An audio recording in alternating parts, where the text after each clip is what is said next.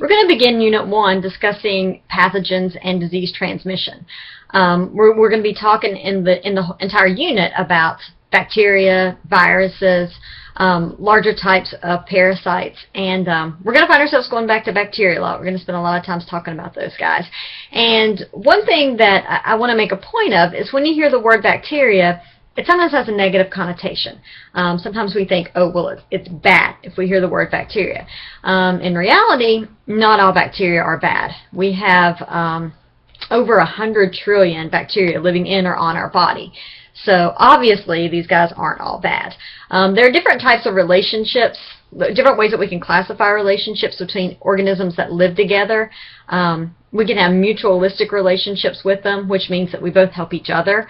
Good example of this are there are bacteria that live in our gut, and these guys make vitamin K for us, which is helpful for us. And what we do, we give them a place to live, we give them nutrients to feed off of. So that's a mutualistic relationship. We're both benefiting from it. We can have a commensalism relationship, which means that one guy's going to benefit, the other guy doesn't benefit, but he's not harmed. And then we can also have what we call a parasitic relationship, which is when one of the organisms is benefiting and the other organism is being harmed. And that's what we're going to talk about when we talk about pathogens. It's going to be a sort of parasitic relationship in that the pathogen's going to be benefiting, but we as the hosts are going to be harmed. So that's how we're going to look at that. When we talk about microbes in the body, one really important thing to mention is our normal flora. Now I've already said we have all these bacteria that live in and on our body. The guys that are supposed to be there, these guys are called our normal flora. And they're very, very important to us. They do lots of different things. They take up space in our body, and that can prevent pathogens from growing. We mentioned before that some of them can give us benefits, such as the guys that are going to produce vitamin K. So typically, these normal flora are going to exist. They're not going to cause problems. They're going to be in harmony with our body. Now, there are some times that under certain conditions, the normal flora can become harmful to our bodies. They can become harmful to us.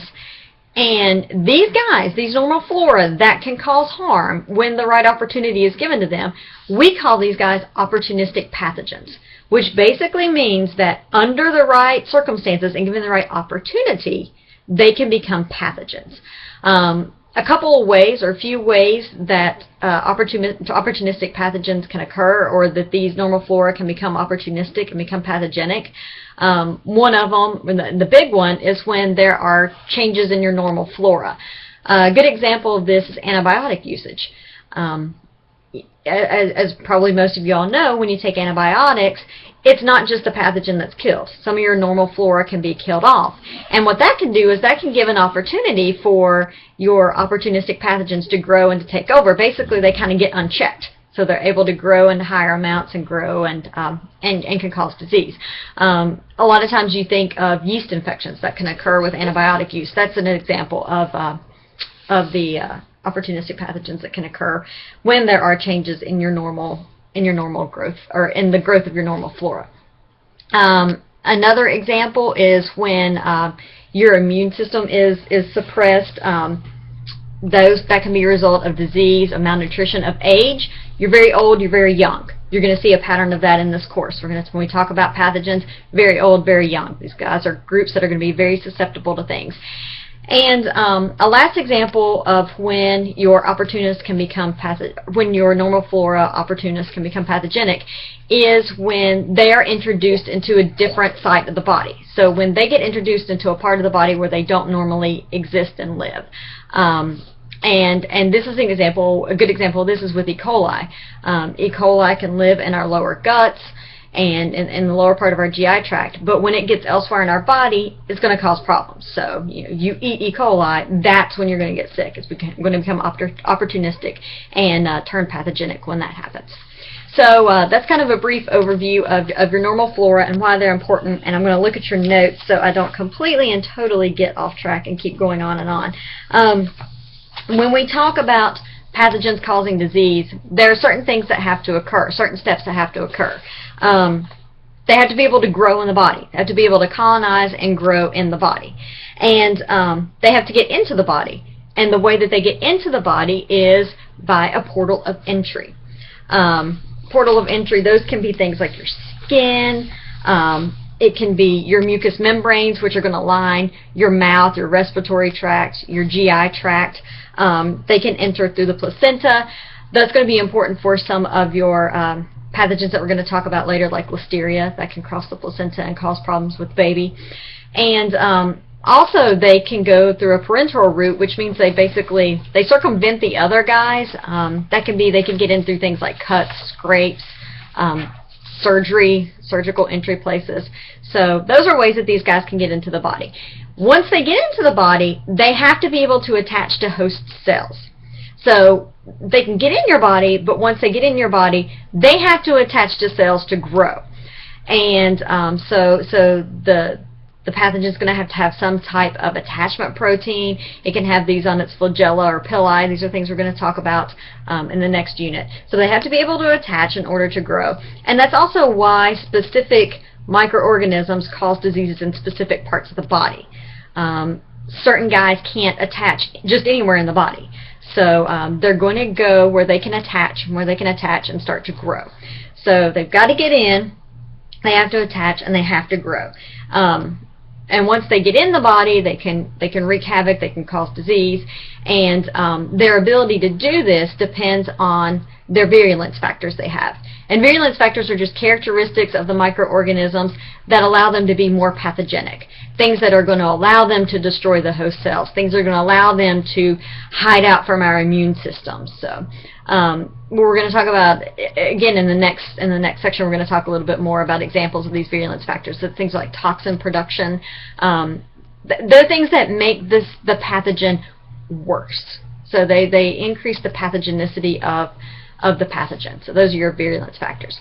So we get the pathogen in the body through a portal of entry. He colonizes and grows, and that's going to depend on his virulence factors, his ability to do that, his level of pathogenicity. So he's going to evade the host's immune system. He's going to destroy host cells. He's going to do whatever he has to do in order to grow and to reproduce. Now that he's wreaked havoc in you, what's going to want to happen is this guy's going to want to be transmitted. So he's going to want to go on to a different host and move on. So he's got to get out of your body. And the way he's going to get out of your body is going to be through a portal of exit.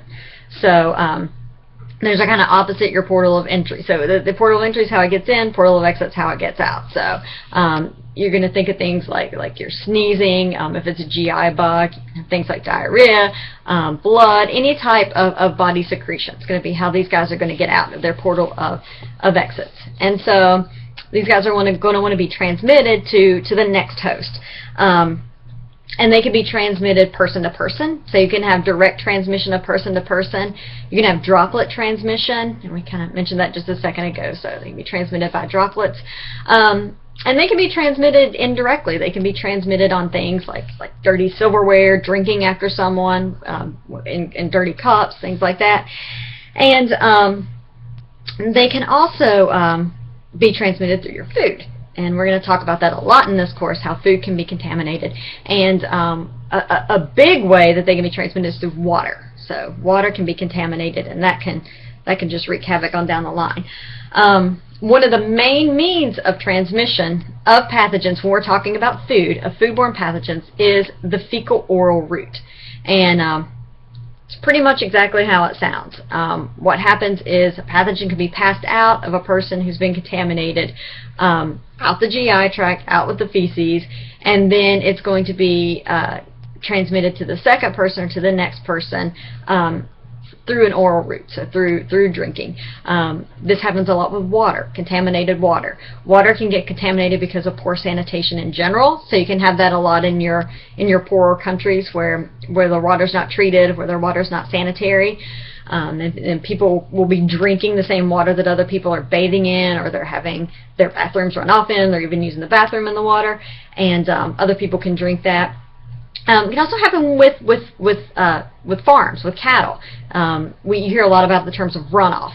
You can have cattle that are up on top of a hill, then they're using the bathroom, and you can have rainwater come and run off down into the creeks, and then the creeks can get contaminated with with cow feces, with those GI pathogens, and then that water can be drunk and contaminate another person.